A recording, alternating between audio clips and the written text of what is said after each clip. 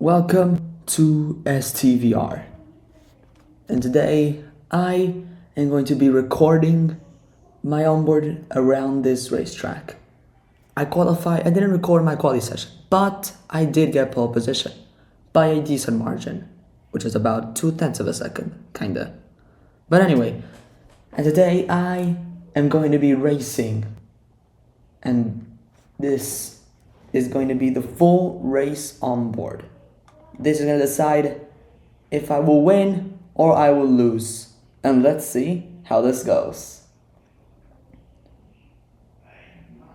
And it is lights out and away we go.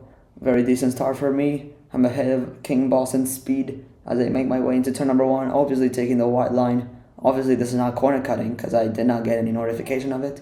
But this was the start. I got away well.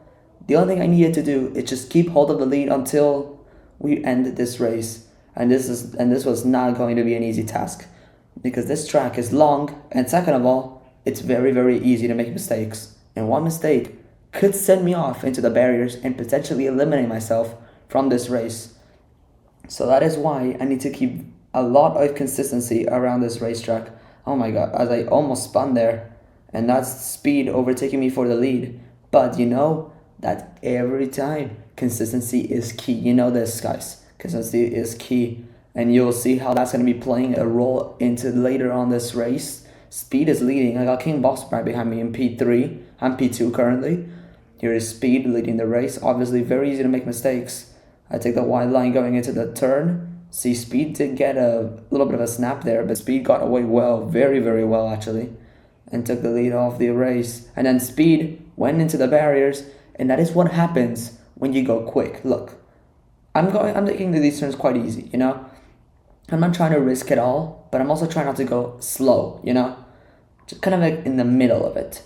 I mean, I was P1 at the moment with my engineer Skid helping me maintain this race. I mean, he wasn't really being my engineer for too long. He was all by AK for the rest of the race, but I did have a few cars behind me. I did set the fastest lap of the race in lap 1. Obviously, I didn't keep this all the way to the end, obviously. But this was a very difficult race. It was very dramatic. And it was actually quite stressful at times. Because early on, I literally have the feeling that I don't want to get overtaken going into these turns, and if I do get overtaken, I just have to maintain this position until the leader makes a mistake, and so I can reclaim my place. And corner cutting obviously is a very important factor in this race, because if I'm not mistaken, I think the rule was 20 corner cuts to be a penalty. Well, I mean, I wasn't risking it to getting too many corner cuts, obviously, so I tried to get as least as I could, and I did get very few. I think I got 5 at the end if I'm not mistaken, but this was an amazing race. But I will not be spoiling this too much for you guys, as you'll see my racing onboard. I mean, there is about 20 drivers on the grid, including 3 new teams, which is Porsche, Cadillac, and Audi. And I drive for McLaren alongside my teammate Connecticut. He was in, maybe, I think it was P4 at that time. I'm not sure. The leaderboard's a little bit scruffed there because it's all packed into one spot. It's not like spread out, you know. But yeah. We need a good points because obviously I missed 3 rounds in the season. I missed Bahrain, I missed Austria, I also missed what other one did I miss? I missed Hockenheim as well, yeah. And with all that, I got dropped all the way to P14 by the space that I came back after my trip, which means I had to do some work here. I was P14 and I wanted to be champion, and I had like 6 points, and the leader had like 100 points. Which means I needed it to absolutely cook in the next few races. In Canada, I did record, but it's too late to send a highlight of Canada already, because Canada happened like a few weeks ago already, so Canada's not worth it to put anymore. But I did get a very sufficient P3 after having a big snap and a big spin on the chicane, if I'm not mistaken. Yeah, I had a big snap there. That's how I lost the lead to Vic and Speed. Yeah, I was the P3, and then I just kept consistency all the way to the end. And also something pretty odd about this track is like, why is there the flying Ferrari distracted me so much in this race, bro? Like, actually, it distracted me so much. And every lap, the grip just got worse. It just and by like the time I get to like lap 10, it was like freaking undrivable, bro. It was like it was survival at that point, literally. It was literally survival at this point. Well, I'm actually re-recording this because the quality wasn't too good, so that's why I have my mouse right here. I mean, it was a very long time long. I'm not obviously gonna show all this, but I'll show a good amount of it, and I'll be editing around because I don't think you guys want to watch me do laps for like 30 minutes. Yeah, you know what I mean. But anyway, this was a very great race here. It was an amazing race. I I tried my best to finish in this P1 spot, and I was keeping my composure nicely because my rival Vic was in second place with a 1.5 distance behind me. And I mean, no DRS in this game, obviously. No ERS either. So it's just raw pace and raw consistency to try and get yourself up the order. Because if you spin, there's actually damage physics on this. So if you touch the barrier, you will pick up some damage and get probably a puncture most likely. Thankfully, I didn't experience this the hard way. Well, in quality, I did crash several times, but during the race, I kept it all clean. The Ferrari, flying Ferrari, nice. But anyway, this race was pretty decent. As I make my way around this turn 10-11 sequence with a car in front of me. I think that's the first car I lapped in this race. And it's literally just lap 4 out of 13. So if you guys didn't know, 13 is my racing number in this league. And that is the Aston Martin of, I don't know who drives this Aston Martin, to be honest. I have no idea who drives this. I think it's Lucas, if I'm not mistaken. Or no. No, Lucas isn't even on there on the leaderboard. I don't think he does drive. Yeah. Anyways, I got a corner cut there. You see there, I had 2 corner cuts. Well, I mean, I looked at it for a few seconds before the Aston Martin just went deep, trying to have a battle with me. Yeah, I had 2 corner cuts right there. 3 laps done. But this race was it was a very big test of, consistency. I mean, it's not about how fast you are. Well, it is kind of how fast you are, but consistency plays a big role on this. Like, I don't have to be the fastest to win. I have to be the most consistent. Because if I'm fast and I keep crashing all the time, then like I literally gain nothing out of it, And that's the most important thing in these long races, because like unless you can go fast without making mistakes, then you can go fast as heck, But if you mess it up too much, then you'll be cooked.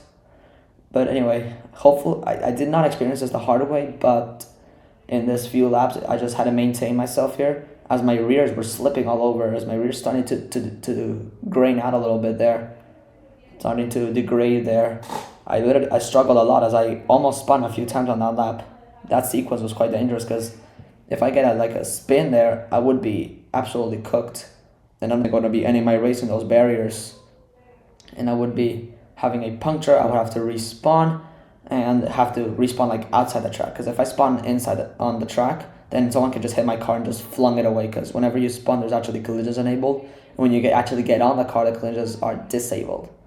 So yeah, the only reason why I'm still P1 is because there's no collisions, because if there were collisions, I'd be last, basically, because I would have gotten hit, obviously. But anyway, this was a very interesting race, great race here for myself. I was P1 basically the entire race, but I did have Vic, who was the man in second place, not too far away from me, keeping up with my pace here. I was just slightly faster than him, though, to be honest. And then something very interesting happened. I'm not going to show you just yet, I'm not going to spoil you too much, but my teammate is Panday, aka Connecticut. He's in P8 at that time, 14.6 away from me, which I'm the leader, obviously. He was having a battle with King Boss and Meandal, and X just slightly in front there. But yeah, overall this race was it was just coasting through the turns, avoiding taking risks, Well, I mean, I did have to take a little bit of risks, because Vic was matching my laps and I was going slow. So if Vic just tries to push in, I will be fried and I'll be overtaken. But the thing is, whenever he's actually catching you, the thing is, you don't have to be like, oh my god, I need to push hard so I can defend my position. No, let him through, force him to make a mistake, and then you can reclaim the place back. I mean, big strategy here, as I'm spoiling this in YouTube right now, but yeah, it's really, really important for me to win this race. Obviously, I was P9 in the standings after a P3 finish in Canada. I went from P14 to P9. Right now, this position would take me very high up, maybe P4, P5, P6 probably. Depends how other people finish. But this race was 13 laps and big slides everywhere, as you saw earlier. A lot of slide there, because one tiny mistake just could cost me big time. In Italy, I did experience this the hard way in season 1, because I was doing very well. I was holding speed off. Speed was constantly trying to battle me out, trying to overtake me. He did overtake me and he did make mistakes.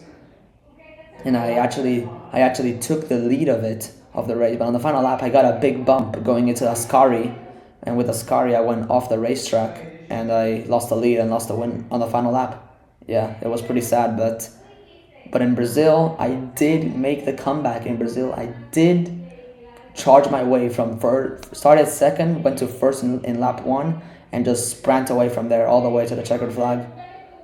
But yeah, it all went very, very, very, very well. I mean, I tried a lot to keep this within composure. This race was actually quite, I mean, it wasn't so challenging. I mean, I didn't have pressure constantly, but it was just a feeling of what if I make a mistake? What if I don't win? What if I get second? It's always what if I? Checo joined me he was gonna be my engineer for this race. I mean, Skid was my engineer. Then Skid just let me drive and all that. Then Checo went to replace. But anyways, as we make our way through this turn right here, it's lap 7 of the race. Lap 7 out of 13. We were basically half the race. We were at the halfway point, kinda, if you add it up a little bit. But yeah, my teammate was having big duels here with the cars in front of him. He was struggling all race. He spun a few times, if I'm not mistaken. I think he did spin out a few times. He was P3 in the first laps.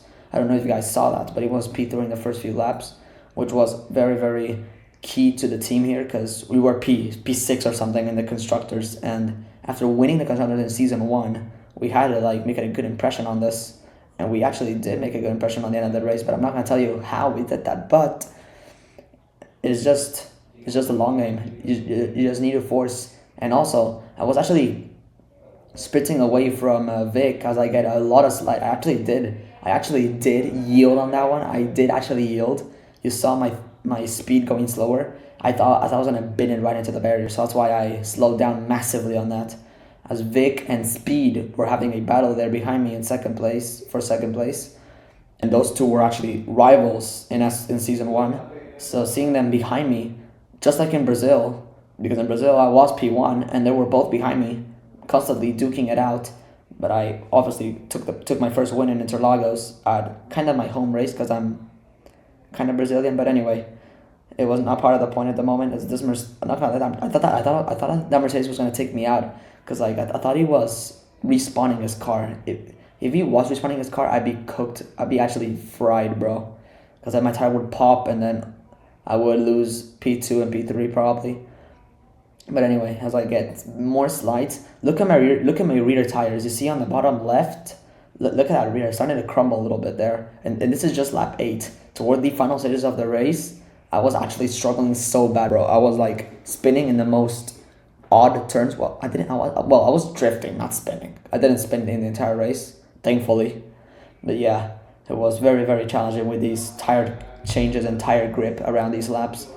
But there, as you saw that I lost the lead right there. You see me in second place. I mean, you see there in my screen, there's nobody in front of me. But then there was a certain man who was closing in on me, and that was Vic closing up on me. He probably had a super sector right there to try and get past me. And then, I mean, I did look back and I saw him right there. I mean, no, he was in the lead, but then I took it on turn 1 probably. I didn't see him. I don't know, comment down below if you guys saw him go in inside of me, because collisions are disabled obviously. But yeah, basically I was leading the whole race kinda, except that lap specifically. That's when Vic took the lead, and then this is where consistency plays the key here. So this is literally where consistency plays the key. Look, Vic closed up on me, 3-second gap. He closed very nicely. He's a very good driver. I have to admit, he's a very great, very, very skillful driver alongside other drivers on the grid. But consistency is very important. And I don't know how I got a corner cut on that, but I didn't have to complain about that, because the limit was about 20 corner cuts, so I didn't have to worry too much about that. But I still had to keep it clean around this track.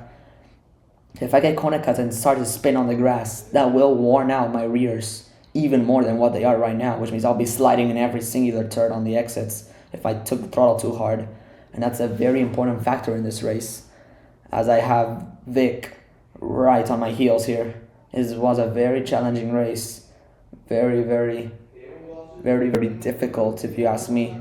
But it was just a drive of consistency to bring this to the checkered flag first, as the gap was at 1.3. That's when Vic went on my inside. I tried to do the old switcheroo. I mean, I did work for a little bit. I did have more drive than him on the exit, but he was still right within alongside me and trying to take away my lead here. I was P2. Speed had a major moment because Speed dropped down from P3 to P5, so he definitely had an incident there, which is not going to help him very much in this race. And this is where I'm talking about consistency. Look, this is when Vic wants to overtake me. So this is Vic right here. I'm going through the turns. Vic goes into hot, and you saw that he spun out. He spun, hit the wall, and probably had a puncture. I did not look back because I was doing the next turns, but he had a massive off. He spun, and look at that slide I got right there. That was really dangerous. I had 5 corner cuts at that time, and also Vic hit the wall. He probably had a tire puncture. He had to respawn his car and then get back on, get on with it. And that is where, that's where the struggle relief just hit, because like I had Vic right on my tail. I looked behind and Miando was 12.7. So basically I had to just defend Vic to the end. And then after Vic just had his moment there, it was just like, oh my god, finally I'm free. I don't have to like push too much or be too worried, because the guys were quite far behind me, to be honest. And I highly doubt that they can take 12 seconds away in just less than 3 laps, But I was never too sure about that, so I had to just keep my composure in, keep the car steady, keep the car facing the right direction, and definitely avoid making too many errors. And that's why I took the lead, and that is when I saw the gap coming down. Vic would have crossed the line by now if he was still behind me, chasing me. Then I was going toward Eau Rouge, and that's where Vic crossed the line. In P2 still, a 12.2, and Miando was right on his tail right here. And this is where it was just like, oh, just calm my way through the circuit, just keep the composure, just go all the way to the end. And also, I think King Boss actually cut the chicane a few times. That's why he gained a few places. I mean, I didn't see that personally because I was in the lead in this race. So yeah, I didn't really have to see behind myself. But also, that was Checo saying me that no risk required. I mean, I didn't know that at that time, that the no risk was required, because I was 12.2. It was just like a calm, clean drive all the way to the checkered flag, and that is quite much what I did around this configuration. Yes, he even said try to avoid more. That we cannot do any more corner cutting, obviously, because we don't want to be risking ourselves a penalty, obviously. And even if he does pull off some great laps, as I got a big slide right there as well. Look at my rears, how they were crumbling apart. These last laps were absolutely fatal, bro. I was struggling so much on this. My rears were absolutely garbage. My front side there were like so bad as well. All my tires were absolutely horrendous. I had like no grip on these final few laps, so I had to just keep my composure and keep the gap steady, and just make this to the checkered flag without having a massive spin or have a big off or something. And it did do that all the way as I crossed the line for lap number 12 of this race. That's when I went just a little bit off the apex, still a pretty decent turn 1. And if we compare last lap to this lap, we will be seeing that the gap between myself and the P2 actually increased to like maybe about a few tenths, because it was 12.7 if I'm not mistaken. Now it's 13.8, so basically a second or so improvement. And you saw that Vic dropped from P2 to P5, which means that he had a massive spin or something, because Mianda was up to P2 and the speed was right behind, just waiting to pick up the scraps on this. I mean, this was lap 12. It was just bringing this to the end for me to win this race. It was just coast around the racetrack before I could collect my first ever win in Season 2 in STVR. I won in Season 1 in the last race in Brazil. It wasn't enough to win the championship, obviously, but it was good enough to win the Constructors. And now that I need a massive comeback, that is exactly what I pulled off today. A massive comeback drive from missing 3 races to finishing P3 and P1 in Canada P3 and this race, a potential P1 if I can keep this to the end. And this is where the Ferrari, I got a massive jump scare right there. I mean, I didn't steer. I thought I was going to smash into him. He wasn't even on his car though, so thankfully I did not hit him. Otherwise I would have been horrendous. I would have lost this race basically. But as we make our way through the final lap of this race, and from there it was just coast all the way to the checkered flag, and just pray that we make it before everybody else on the pack. And this race was quite special. I mean, people people don't see me as a talent here in this league. I mean, some people do see me talent, but some people just say, you're trash and like stuff like that. But yeah, I mean, as you can see, I was P7 on the fastest laps. I wasn't actually, and so this quite proves that the lap time is not everything. I mean, I just push on quality just to get the best gap as possible, the best starting position as possible, so I can just coast my way around the racetrack and avoid making mistakes for me just to win this race. So yeah, that's exactly what I did. I got pole position. I topped free practice as well with a P1 in both sessions. I didn't get the fastest lap, sadly, to try to get maybe a Grand Slam, but P1 in all sessions except the fastest lap was pretty amazing already. And this was going to help me massively in the championship as well. And if you guys want to join this league, you could actually join this league through the STVR game on Roblox. You could go to the link below and actually join their Discord server. But anyway, that wasn't the point at the moment, but it was a absolute magnificent drive for me as I make my way down the straight toward the final corner. Here we go. I make my way toward the final chicane before I can get my first win in Season 4, and that is exactly when I win the Belgian Grand Prix. And this is how I won the Belgian Grand Prix. Hope you guys enjoyed the video. Don't forget to leave a like, subscribe to my channel, and I'll post more highlights about different races. And I'll see you guys next time.